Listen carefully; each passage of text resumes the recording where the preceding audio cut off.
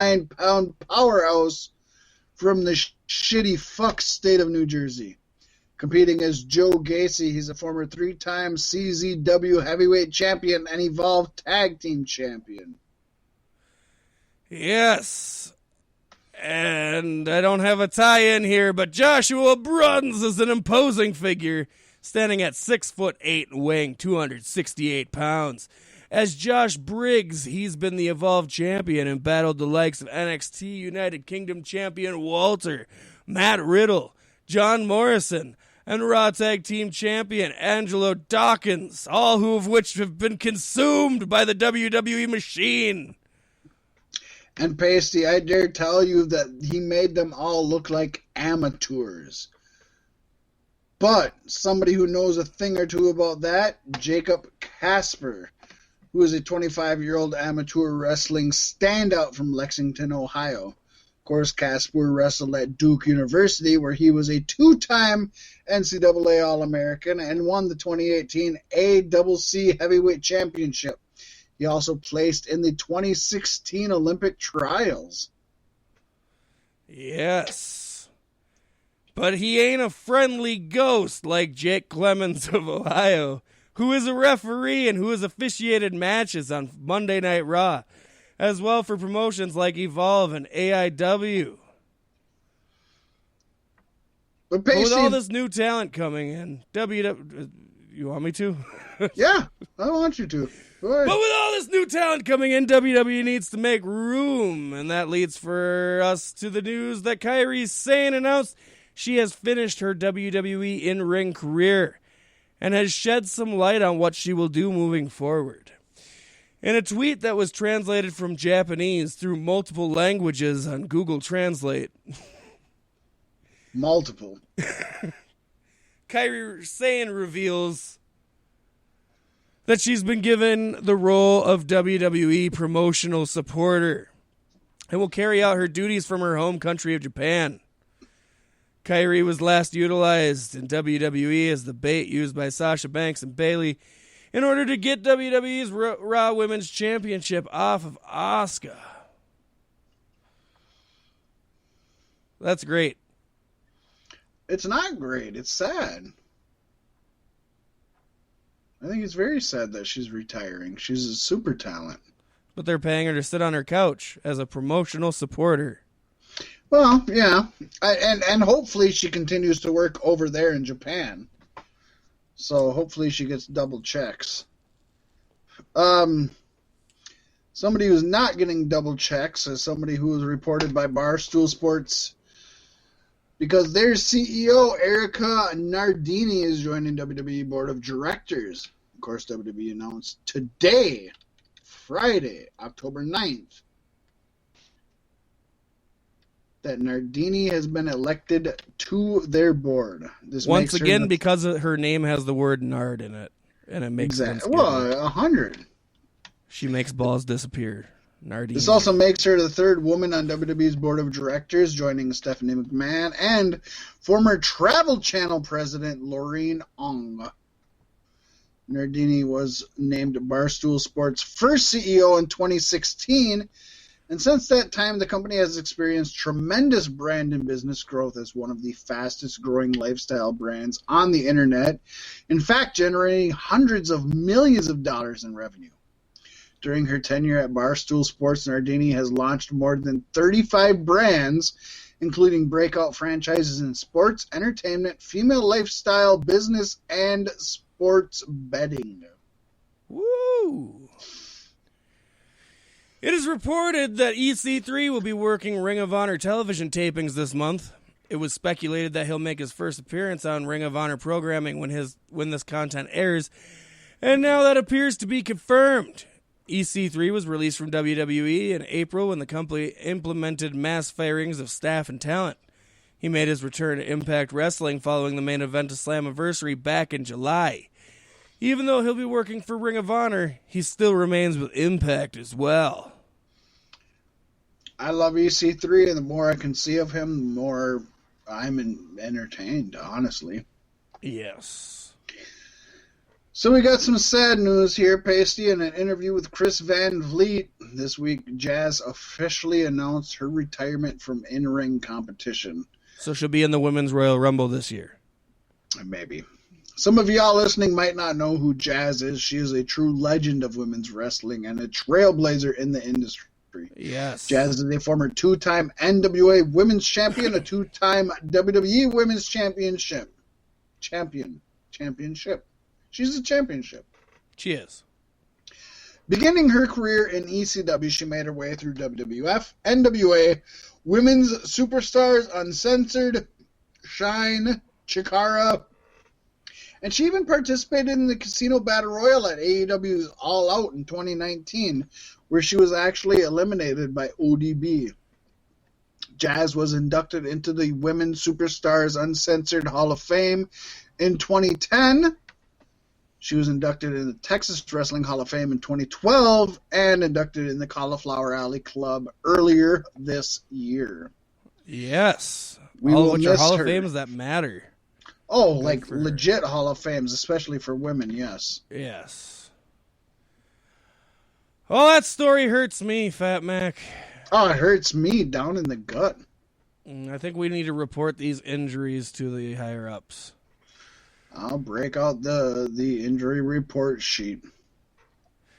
All right. Let's snap into it like Finn Balor's jaw, huh? The main event. The main event of NXT Takeover 31 was a brutal, hard-hitting battle for the NXT Championship between Finn Balor and Kyle O'Reilly. And it appears in the aftermath of this grueling spectacle, it had been revealed that O'Reilly has a number of broken teeth as a result of the fight with the Prince. O'Reilly was also taken to a local hospital to be evaluated for additional injuries. Yeah, he was beating the shit out of, but Pasty, the champion, also took a beating in that match, and it was noted Balor was favoring an apparent jaw injury after the match. You could tell just watching. He was bleeding from his mouth profusely. They also took the Demon to the hospital, the same hospital, to get x-rays of his jaws done with concerns of potential fractures of the facial bones. Ringside physician Dr. Westfield said, "It was amazing that either man was able to finish the hard-hitting match." Quote, "Finn had 2 fractures in his jaws," he said. "Once the swelling goes down in a couple days, Finn's going to be able to talk very sparingly. Obviously, it's going to have him out for a little bit of time."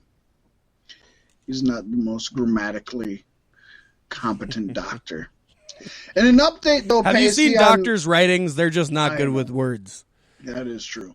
In an update, though, Pasty, on Wednesday, Balor took to Twitter hours before NXT went live to reveal that he broke his jaw in 2 places and suffered oral lacerations while competing in the match. He says he is currently on a liquid-only diet. But here's where it comes into play, Pasty. Is it a work? Is it a shoot? It should be noted that the latest edition of the Wrestling Observer Radio, Dave Meltzer, claims that the injury report is not accurate, but that it was made to be worse than it is. Yeah, like right afterwards, he said that he had fractured his jaw in 2 places, but it wasn't going to keep him out for long enough for that. They would have to strip the title off of him, which is good because that's happened to Finn before, and we don't need to see it happen again. Right. Yeah, Adam Cole, who wasn't even in a match at TakeOver 31, still walked off that night injured. Cole suffered both broken ribs and contusions at the hand of Ridge Holland, and the former champion was dropped over guardrails at the closing of the show. Is this how Triple H is protecting talent from getting called up by WWE? You got to break some bones so Vince doesn't want you right now. They think that you're accident prone.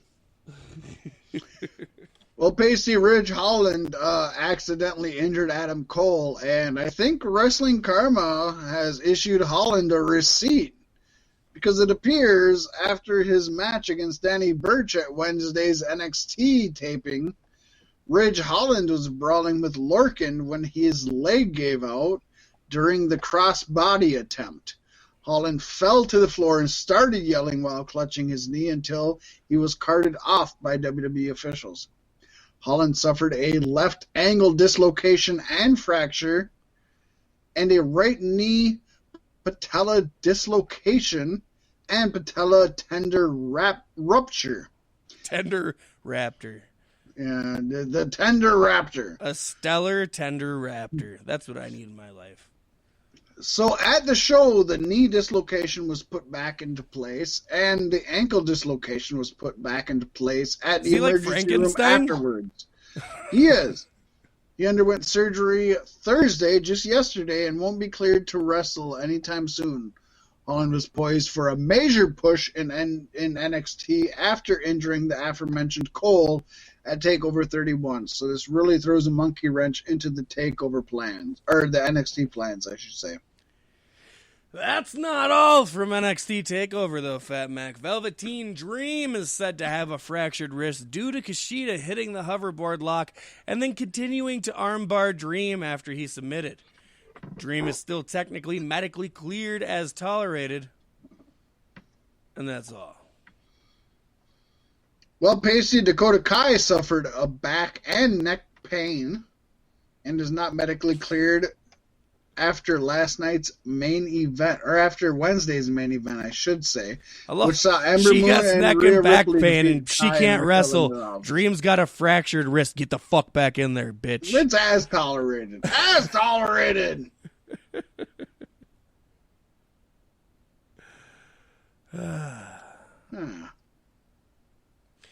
Riddick Moss took to Instagram this week to reveal that he's been wrestling for the past 2 months with a torn ACL.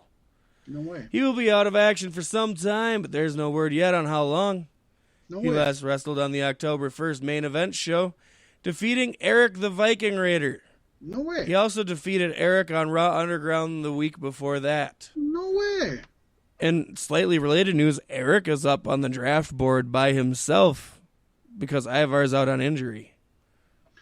Yeah, but even with Ivar out on injury, Pasty, Viking Raider Eric posted on Twitter Wednesday that he had surgery that day to clear up an ongoing issue that he's been having due to a surgical screw pushing into his tricep muscles in his, quote, cyborg arm.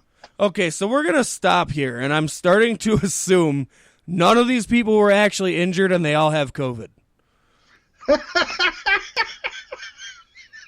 That's a possibility. It makes so much sense, right? No, 100. Like, they're all getting it, and they just don't want to say everybody has COVID. So, now there's a screw poking out.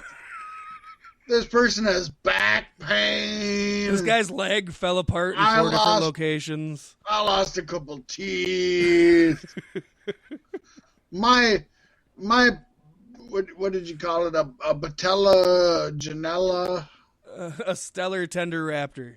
Yeah, a stellar tender raptor is gnashing at Jeff Goldblum. He was a fly. No, he's not a fly. He's a lawyer. Why he's a lawyer, I don't know. He's a lawyer in science. And on Pineapple Express, they made fun of people doing impressions of him. I don't know. We like Pineapple Express. It's a funny movie. James Franco, he does a lot of things. We like James Franco.